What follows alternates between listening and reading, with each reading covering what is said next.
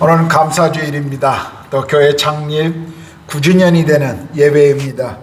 한 주간 어떤 설교를 해야 할지 내내 정말 고민을 많이 했습니다.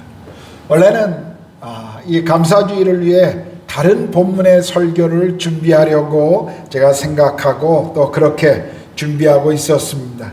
그런데 주님이 기도하는 가운데 갑자기 오늘 본문의 말씀을 저에게 주셨습니다. 감동을 주실 때는 다 이유가 있기 때문에 그냥 순종하는 마음으로 저는 이 설교를 준비했습니다. 오늘 우리가 읽은 본문은 우리가 아주 잘 알고 있는 내용을 소개해 주고 있습니다. 흔히 다윗과 골리앗의 싸움이라고 알려진 내용입니다. 다윗과 골리앗의 싸움이라고 하는 이 표현은 흔히 상대가 안 되는 엄청난 상대를 맞이하여 싸울 때 사용하는 표현이기도 합니다. 그러나 우리는 오늘 본문 말씀을 통해서 배워야 할 귀중한 교훈이 있습니다. 그것은 눈으로 본 것과 믿음으로 본 것과의 이 차이입니다. 똑같이 보고 들었지만 이 두 가지 결과에 대한 차이는 어마어마했습니다. 그렇다면 눈으로 본 것과 믿음으로 본 것의 차이는 무엇일까요? 이제 본문을 보겠습니다. 이스라엘의 초기 왕정 시대인 사울 왕 시대에 이스라엘을 가장 괴롭혔던 민족은 블레셋이었습니다. 호심탐탐 이스라엘을 위협하고 그리고 이스라엘을 공격하고 또 이스라엘의 그 지역을 넘나들었던 종족은 블레셋이었습니다. 블레셋은 이 가나안의 패권을 놓고 이스라엘과 늘 함께 싸웠던 그런 민족이었습니다. 오늘 우리가 읽었던 본문의 내용도 이스라엘과 블레셋과의 전쟁을 우리에게 다루고 있습니다. 지금 골짜기를 가운데 두고 서로 마주보는 산에서 지금 대치하고 있는 중이었습니다. 이런 상황에서 먼저 사울과 이스라엘 백성들이 본 것을 이렇게 소개합니다. 4절에서 7절입니다. 블레셋 사람들의 진영에서 싸움을 돕구는 자가 왔는데 그의 이름은 골리앗이요 가드 사람이라. 그의 키는 6 귓빛 한 뼘이요 머리에는 녹투구를 썼고 몸에는 비닐 갑옷을 입었으니 그 갑옷의 무게가 놋 5천 세겔이며 그의 다리에는 놋 각반을 찼고 어깨 사이에는 놋 단창을 메었으니 그 창자루는 배틀채 같고 창날은 철 600세겔이며 방패 든 자가 앞서 행하더라. 그들이 먼저 지금 본 것은 골리앗의 외모였습니다. 키가 6 귓빛 한 뼘이다. 한 귓빛이 성인 남자의 손가락 끝에서 이 발꿈치까지 약 한 45cm 정도라면 지금 이 사람의 키는 3m가 넘는 그런 아주 거인이었습니다. 그런데 단순히 키만 큰 것이 아니라 엄청난 갑옷과 엄청난 무기를 가지고 있는 것으로 보아서 아주 귀골도 장대한 그런 사람이었습니다. 외형적으로 그냥 우리가 보고 있는 것만으로도 그리고 이 사람에게 대하여 들은 소문만으로도 큰 위협감을 줄 수 있는 그런 인물이었습니다. 오늘 이스라엘 백성들이 두 번째로 이 골리앗을 보면서 또 들었던 것은 8절에서 10절에 나오는데 골리앗의 외침이었습니다. 여기 그가 이렇게 소리치죠. 그가 서서 이스라엘 군대를 향하여 외쳐 이르되 너희가 어찌하여 나와서 전열을 벌였느냐. 나는 블레셋 사람이 아니며 너희는 사울의 신복이 아니냐. 너희는 한 사람을 택하여 내게로 내려보내라. 그가 나와 싸워서 나를 죽이면 우리가 너희의 종이 되겠고 만일 내가 이겨 그를 죽이면 너희가 우리의 종이 되어 우리를 섬길 것이니라. 그 블레셋 사람이 또 이르되 내가 오늘 이스라엘 군대를 모욕하였으니 사람을 보내어 나와 더불어 싸우게 하자 한지라. 한마디로 대표자를 보내서 1대1로 한번 붙자는 것입니다. 그래서 진자가 이긴 자의 종이 되겠다라고 지금 말하는 것이죠. 이것은 아주 자신만만한 태도였습니다. 기골도 장대한 사람이 자신만만하게 지금 도전하고 있는 것은 이스라엘 백성들에게 더 큰 지금 위협감을 주기에 충분했을 것입니다. 그런데요, 이 외침은 단순히 협박용이 아니었습니다. 이것은 하나님을 모욕하는 행동과 말이었습니다. 왜냐하면 고대 사회 속에서는 전쟁의 승패가 단순히 군인들에게 달려있는 것이 아니라 그 군인들이 섬기고 믿고 있는 신들의 전쟁이라고 사람들은 그렇게 생각했기 때문이었습니다. 그러므로 지금 골리앗이 외치고 있는 이 외침은 자기 민족이 섬기는 신들의 전쟁이라고 인식되던 이 시대 속에서 하나님의 백성이 섬기는 여호와 하나님을 향하여 모욕하고 있는 것과 똑같은 지금 상황이었습니다. 오늘 본문을 보면 한 번도 아니고 여러 번 반복하여 골리앗이 하나님을 모욕하고 있었습니다. 그런데 이 모욕하고 있는 이 골리앗을 보았고 이 소리를 들었던 사울 왕과 이스라엘의 반응은 어떠했나요? 11절과 24절이 그것을 말씀해 주고 있습니다. 사울과 온 이스라엘이 블레셋 사람의 이 말을 듣고 놀라 크게 두려워하니라. 이스라엘 모든 사람이 그 사람을 보고 심히 두려워하여 그 앞에서 도망하며, 이스라엘과 사울 왕의 반응은 두려워하고 도망하는 것이었습니다. 그들은 싸워보기도 전에 이미 패배한 것이었습니다. 거인 골리앗의 그 장대한 외모와 외침에 기가 죽어서 두려워 숨어버렸던 것입니다. 이들은 이 전쟁의 승패가 누군가에게 달려있는가 거기에 관심이 있지 않았습니다. 다만 밖으로 드러난 외적인 조건만을 지금 주시하고 있었던 것입니다. 여러분, 우리는 성경에서 이미 오래전에 이 사건이 발생하기 이미 오래전에 비슷한 상황이 있었던 것을 기억합니다. 우리가 민수기 13장을 보면 애굽에서 나온 이스라엘 백성들이 시내산에서 하나님의 율법을 받고 다시 출발하여 약속의 땅 가나안 근처까지 가데스 바네아라는 곳까지 이른 장면을 소개해 줍니다. 그래서 그곳에서 모세는 한 지파에 한 명씩을 뽑아 12명의 정탐꾼을 가나안 땅에 보내 40일 동안 정탐하고 돌아오게 합니다. 뽑힌 사람들은 그냥 아무나 뽑은 것이 아니었습니다. 각 지파의 지휘관들이었다라고 성경은 말씀하고 있습니다. 그들은 영향력 있는 지도력 있는 사람들이었습니다. 이들이 40일 동안 가나안 땅을 정탐하고 돌아옵니다. 민수기 13장 27절에 보면 그들이 돌아와서 모세에게 이렇게 말합니다. 당신이 우리를 보낸 땅에 간즉 과연 그 땅에 젖과 꿀이 흐르는데 이것은 그 땅의 가일입니다. 얼마나 놀라운 보고였습니까? 여기까지 함께 온 이스라엘 백성들, 오랜 광야 생활에 지쳐가고 있을 이스라엘 백성들에게 이 보고는 얼마나 기쁨과 감격을 주었을까요? 빨리 약속의 땅인 가나안으로 가고 싶어 했을 것입니다. 실제로 며칠 동안만 이동하면 가나안 땅에 들어갈 수 있는 그런 지역이었습니다. 저와 흥분하고 있는 이 이스라엘 백성들에게 10명의 정탐꾼이 그런데 다시 이렇게 보고를 합니다. 28절에 그러나 그 땅 거주민은 강하고 성읍은 견고하고 힘이 클 뿐 아니라 거기서 안악 자손을 보았으며 라고 부정적인 지금 보고를 내놓았습니다. 이 보고로 흥분하고 있던 이스라엘 백성들은 갑자기 좌절하고 불평하기 시작합니다. 불평하는 백성들 앞에서 믿음을 가지고 있었던 여호수아와 칼렙은 올라가서 그 땅을 취하자, 거기는 우리의 밥이라고 그렇게 외치고 있지만 10명의 정탐꾼은 계속해서 우리는 능히 올라가서 그 백성을 치지 못하리라, 그들은 우리보다 강하니라 하고 이스라엘 자손 앞에서 그 정탐한 땅을 악평하여 이르되 우리가 두루 다니며 정탐한 땅은 그 거주민을 삼키는 땅이요 거기서 본 모든 백성은 신장이 장대한 자들이며 거기서 네피림 후손인 아낙 자손의 거인들을 보았나니 우리는 스스로 보기에도 메뚜기 같으니 그들이 보기에도 그와 같았을 것이라. 여기 보십시오. 그들의 이 보고 속에 이렇게 보고합니다. 그들은 신장이 장대한 자들이요 거인들이요 그들이 보기에는 우리는 메뚜기 같을 것입니다. 하나님은 그 땅을 주시겠다고 약속하셨는데 정탐꾼들은 싸워보기도 전에 이미 그 땅의 사람들과 견고한 성을 보며 환경의 외적인 조건에 이미 기가 죽어 있었습니다. 이 일로 백성들은 모세에게 불평하고 애굽으로 다시 돌아가자라고 외칩니다.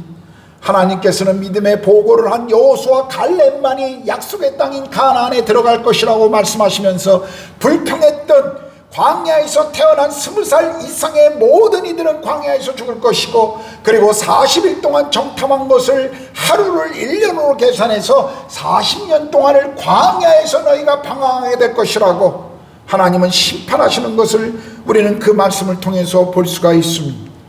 상황과 환경을 바라보는 인간적인 눈이 준 이 엄청난 결과를 보십시오.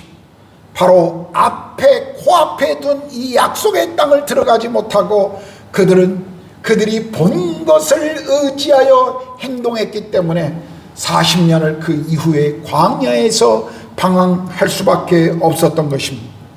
지금 이스라엘과 사울왕은 골리앗이라고 하는 엄청난 거인 앞에 그 외적인 조건만을 보며 두려워하고 있었습니다. 그런데요, 골리앗이 이렇게 하나님의 백성들을 모욕하고 있을 때 군대 갔던 형들의 안부를 묻기 위해서 이 전쟁터를 방문했던 한 젊은이가 있었습니다. 성경은 어린 소년이었다라고 말합니다. 다윗이었습니다. 그런데 이 어린 다윗은 이스라엘 왕이었던 사울과 이스라엘의 모든 군대가 바라보았던 그 본 것과 다른 시선으로 그 골리앗을 보고 있었던 것입니다. 다윗도 다른 사람과 똑같이 골리앗을 보았습니다. 골리앗이 외치는 소리를 똑같이 들었습니다. 23절에 보면 그들과 함께 말할 때 마치 블레셋 사람의 싸움 돋구는 가드 사람 골리앗이는 하는 자가 그 전열에서 나와서 전과 같은 말을 하며 다윗이 들으니라. 여러분, 다윗은 이스라엘 백성들과 동일한 상황을 지금 보고 있었어요. 골리앗을 보았고 골리앗이 외치는 소리를 듣고 있었습니다. 그런데 다윗의 반응은 달랐습니다. 26절의 후반부에 보니까 이 할례받지 않은 블레셋 사람이 누구이기에 살아계시는 하나님의 군대를 모욕하는가. 그는 살아계신 하나님의 군대를 모욕하는 것에 분노했습니다. 골리앗의 소리가 단순히 이스라엘 군대를 모욕하는 것이 아니라 하나님 여호와 그분을 모욕하고 있다는 사실을 알았습니다. 다윗은 하나님의 영광에 대한 열정과 그분의 이름이 모욕당하는 것을 견딜 수가 없었습니다. 그 마음 안에 거룩한 분노를 가득 채웠습니다. 참을 수가 없었어요. 똑같은 상황과 환경을 보고 있었지만 다윗은 달랐습니다. 다윗은 지금 믿음으로 반응하고 있는 것입니다. 그런데 오늘 본문을 보면요, 우리가 다 읽지는 않았습니다만 이 다윗이 가지고 있는 이 거룩한 분노와 이 열정에도 불구하고 그것을 반대하는 사람들이 있었고, 또 다윗에게도 어려움이 있었습니다. 28절에 보면 큰 형 엘리압이 다윗에게 이렇게 말합니다. 그가 다윗에게 노를 바라여 이르되 네가 어찌하여 이리로 내려왔느냐? 들에 있는 양들을 누구에게 맡겼느냐? 나는 내 교만과 내 마음의 완악함을 아노니 내가 전쟁을 구경하러 왔도다. 지금 그 형은 다윗을 비난하고 있습니다. 엘리압은 비록 다윗의 형이었지만 다윗 안에 있는 그 믿음을 볼 수 있는 눈이 없었습니다.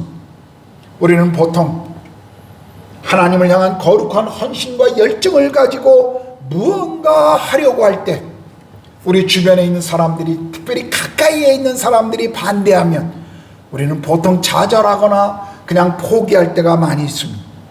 항상 가까운 사람들의 조언이 항상 올바른 것은 아니다라는 것을 우리가 알아야 합니다.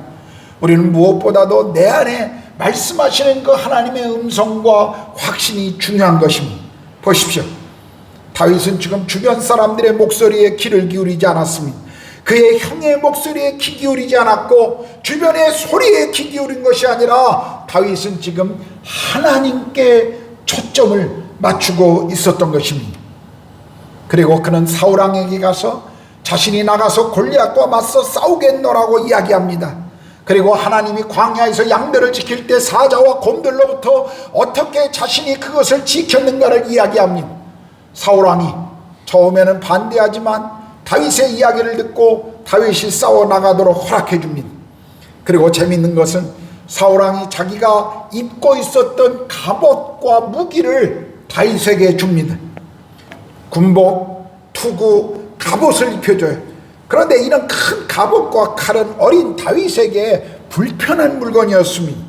다윗은 오래 오히려 손에 막대기를 잡고 그리고 시냇가에 가서 매끄러운 돌 5개를 골라 손에 물매를 가지고 싸움을 하러 나아갑니다. 여러분, 아무리 좋은 것이라도요, 내게 맞지 않는 것이 있습니다. 사실 그런 것들은 우리에게 도움을 주기보다는 방해가 될 때가 많이 있습니다. 오히려 하나님께서 내게 주신, 그리고 평소에 내가 즐겨 사용하던 것들이 훨씬 더 효과적일 때가 있다는 것을 우리는 삶에서 종종 경험하지 않습니까? 저도 제 인생에 이런 실수를 한 적이 있었습니다. 저는 20대에 빌리그레암 목사나 이동호 목사님을 정말 닮고 싶었습니다. 그분들 같이 탁월한 설교자가 되고 싶었어요. 그래서 비디오를 보고 그 녹음기를 틀어놓고 반복하여 설교를 들으면서 제스처와 그분들의 음성을 따라하며 흉내를 냈던 적이 참 많이 있었습니다. 너무 그분들을 닮고 싶었어요. 그래서 제 옷도 아닌 그분들의 옷을 제가 입어보려고 시도할 때가 참 많이 있었습니다. 그런데 제가 나중에 깨닫게 된 것은 그냥 저는 저라는 것입니다. 제가 빌리그레암이 아니고 그냥 김기태라는 것, 그것을 나중에 깨닫게 된 것입니다. 그냥 하나님께서 내게 주신 달란트를 사용하는 것이 내게는 가장 좋은 일이라는 것을 하나님이 내게 가르쳐 주셨습니다. 우리는 사울왕의 갑옷보다도 내게 주신 물매와 5돌이 더 효과적인 돌이 되고 더 효과적인 도구가 된다는 것을 알아야 합니다. 여러분, 항상 크고 좋은 것이 반드시 효과적인 것은 아닙니다. 하나님이 내게 주신 달란트대로 내 손에 잘 맞는 것을 사용하는 것이 좋습니다. 하나님을 향한 신뢰의 믿음과 함께 하나님이 일하시고자 할 때 준비된 내 손에 물맷돌, 사실은 그것이 중요한 것입니다. 우리가 자녀들을 키울 때도 마찬가지입니다. 부모들은 자녀들에게 거는 기대가 있어요. 그래서 자녀들이 어떤 것을 원할 때 대부분 부모의 기대와 맞지 않으면 그것을 반대하거나 또 그것을 못하게 해서 우리 아이들의 마음 가운데 갖는 것들을 때로 좌절하게 하고 멈추게 할 때가 참 많습니다. 저희 부부도 그런 적이 있습니다. 내 인생을 살아보고 시간이 지나며 돌아보면 하나님이 그 아이들에게, 부모의 마음이 아니라 그 아이들에게 주시는 은사, 그 아이들에게 주는 비전, 그 아이들의 마음에 심어주는 것, 사실은 부모로서 그것을 격려하고 키워줘야 함에도 불구하고 그것이 부모의 기대와 다르다는 것 때문에 더 좋은 것으로, 더 이 아이의 인생에 더 필요해 보이는 것으로 주려고 오히려 방해할 때가 있다라고 하는 사실입니다. 저희 부부도 돌아보면 우리 아이들에게 그렇게, 우리는 정말 아이들을 사랑하기 때문에 아이들에게 더 좋은 것을, 그리고 더 놀라운 것을 기대했기 때문에 그랬다라고 생각했지만, 시간이 지나면서 아이들의 인생 속에 정말 그것이 어떤 것이 더 하나님이 기대하고 원하셨는가를 돌아볼 수밖에 없는 그런 어리석음을 후회할 때가 있었습니다. 자, 이제 다윗은 하나님을 신뢰하는 믿음으로 이 싸움에 나갑니다. 다윗의 고백을 들어보십시오. 45절에서 47절입니다. 다윗이 블레셋 사람에게 이르되 너는 칼과 창과 단창으로 내게 나아오거니와 나는 만군의 여호와의 이름 곧 내가 모욕하는 이스라엘 군대의 하나님의 이름으로 내게 나아가노라. 오늘 여호와께서 너를 내 손에 넘기시리니 내가 너를 쳐서 내 목을 베고 블레셋 군대의 시체를 오늘 공중의 새와 땅의 들짐승에게 주어 온 땅으로 이스라엘의 하나님이 계신 줄 알게 하겠고 또 여호와의 구원하심이 칼과 창에 있지 아니함을 이 무리에게 알게 하리라. 전쟁은 여호와께 속한 것인즉 그가 너희를 우리 손에 넘기시리라. 다윗은 온전히 하나님을 신뢰했습니다. 이 싸움이 하나님께 속한 것인 것을 알고 있었습니다. 하나님이 도우실 것이라는 것을 믿고 신뢰한 것입니다.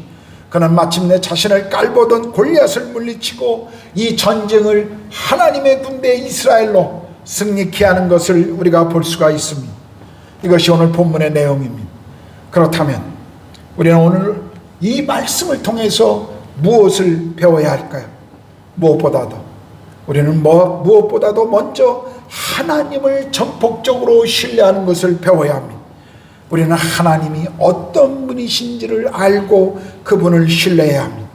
사울과 이스라엘 군대는 오래전부터 골리앗을 알고 있었습니다. 그가 어려서부터 용사였다라는 것을 듣고 있었습니다. 블레셋 가드 땅에 어마어마한 용맹한 군인이 있다고 하는 소문을 이미 잘 알고 있었습니다. 그리고 자신들이 결코 싸워서 골리앗을 이길 수 없다라는 것도 알고 있었습니다. 예, 맞습니다. 사울왕이 이런 사실을 어린 다윗에게 이야기하고 있는 것을 보면 그런 소문을 듣고 있었고 알고 있었고 두려워하고 있었다라는 것을 두려워하고 있었다는 것을 우리가 발견하게 됩니다. 그래서 어린 다윗에게 너는 너무 어려서 도저히 골리앗과 상대가 되지 않는다라고 그렇게 이야기합니다. 그러나 다윗은 다른 것을 알고 있었습니다. 하나님이 어떤 분이신지를 다윗은 알았습니다. 그는 비록 어린 소년이었지만 자신의 인생에서 경험하고 만났던 하나님을 그는 알고 있었던 것입니다. 평소에 다윗은 광야에서 들판에서 양떼를 치고 비파를 키며 홀로 광야에 있을 때 하나님을 찬양하며 그 가운데 하나님을 만났을 것입니다. 이미 다윗은 외로운 광야의 시간에 찬양하며 하나님과 친밀한 교제 가운데 머무는 것을 이미 알고 배우고 있었습니다. 양떼를 위협하는 사자나 곰이 나타났을 때 그 양떼를 지키기 위해서 그리고 자신의 생명을 지키기 위해서 하나님 앞에 기도하며 하나님의 보호하심을 신뢰하는 것을 다윗은 배우고 있었습니다. 열심히 물맷돌을 던지며 훈련하는 그런 시간을 다윗은 가졌을 것입니다.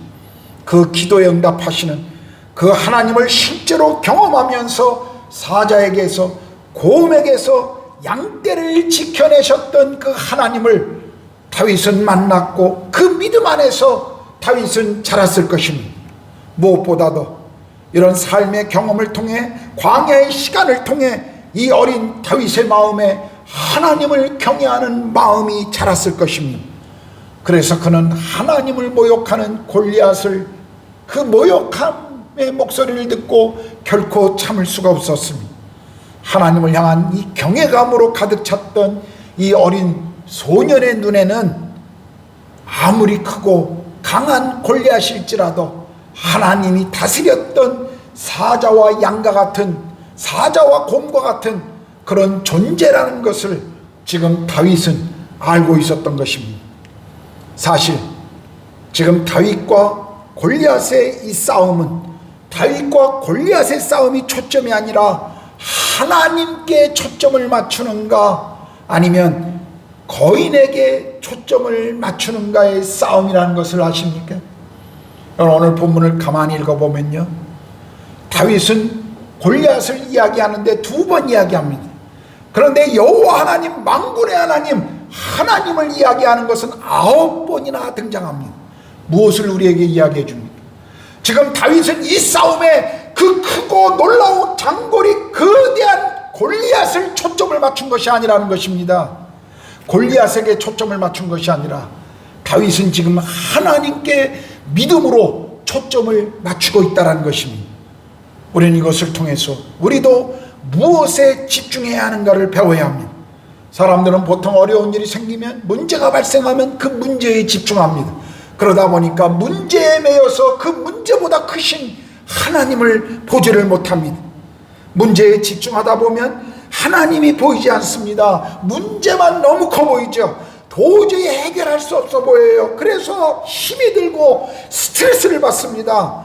뭘 어떻게 해야 할지 계획도 생각도 아이디어도 나지도 않아요. 여러분, 이럴 때 우리는 잠시 그 문제를 바라보던 우리의 시선을 띄고 하나님을 바라보는 것을 배워야 합니다. 하나님은 우리가 가지고 있는 그 어떤 문제보다도 더 크신 분이라는 사실을 우리는 믿음으로 바라보는 것을 배워야 합니다. 문제보다 더 크신 하나님을 보는 훈련을 해야 합니다. 다윗처럼 우리가 인생의 골리앗을 만났을 때 골리앗을 보는 것이 아니라 그 골리앗을 보고 계시는 그 하나님을 우리가 바라보는 것을 배워야 한다는 것입니다. 문제가 너무 커서 도저히 감당할 수 없을 때, 문제가 아니라 그 문제보다 더 크신 하나님, 그분이 보일 때까지 우리는 기도하고 찬양하고 예배해야 한다는 사실입니다. 여러분, 때때로 거인 골리앗과 같은 그런 문제 앞에 우리가 직면할 때 우리는 이미 우리의 생각으로 10번도 더 좌절하고 죽음 그 앞까지 갔다 올 때가 얼마나 많은지 모릅니다. 이런 상상만 우리가 하고 있어도 절대 이길 수가 없습니다. 그래서 우리는 매일매일 일상에서 하나님을 바라보고 기도하고 예배하는 것이 필요한 것입니다. 일상에서 주님과 함께하는 시간을 배우지 못하면 거인과 직면하게 될 때 하나님을 볼 수 없다는 거예요. 여러분, 지금 다윗이 골리앗을 보자마자 갑자기 그 안에서 솟구쳐 오르는 믿음이 있었을까요? 갑자기 그 안에 평소에 있지도 않던 믿음이 막 솟아나서 그런 용맹스러운 고백을 했을까요? 아닐 것입니다. 제가 이미 말씀드린 것처럼 다윗은 광야에 홀로 머물 때, 그 속에서 사자와 곰을 만날 때, 그리고 어두운 밤 홀로 양들과 함께 그 골짜기에 머물 때 그는 그곳에서 하나님을 만나고 있었습니다. 그 만남이 오늘 거대한 골리앗 앞에서도 믿음의 용기 있는 싸움의 전진을 나아가게 했던 원인이 될 수 있다는 것 우리는 알아야 합니다. 우리는 매일매일 일상의 삶에서 주님을 따라가지 않으면 우리는 그런 믿음의 용기 있는 발걸음을 뗄 수가 없습니다. 저는 어느 날 순교자의 전기를 읽으면서, 그들의 이야기를 읽으면서 하나님 앞에 나도 순교의 자리로 나아갈 수 있을까? 어떻게 이들은 이렇게 용감하게 믿음을 고백하고 주님의 나라를 바라보며 자신의 생애를 마칠 수 있었을까? 그게 그 책을 읽으면서 제 마음에 갖는 고민이었습니다. 그리고 질문이었습니다. 그런데 어느 날 그 질문에 대한 대답을 저는 찾았습니다. 그 순교의 자리 앞에 갑자기 믿음이 충정한 것이 아니라 매일매일 내가 삶에서 작은 순종에서 주님을 배워가고 주님을 알아간다면 어느 날 그런 시간이 내 인생에 닥쳐올 때 주님은 그때에도 여전히 내게 믿음을 허락하셔서 그 길을 담대히 가게 하실 것입니다. 저는 그것을 배울 수가 있었습니다.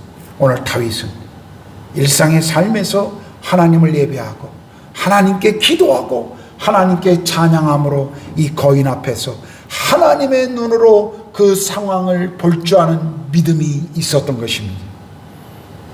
우리는 오늘 다윗을 보면서 믿음으로 돌진하는 것을 배워야 합니다. 물론 항상 모든 문제를 싸워서 이기는 것은 아닙니다.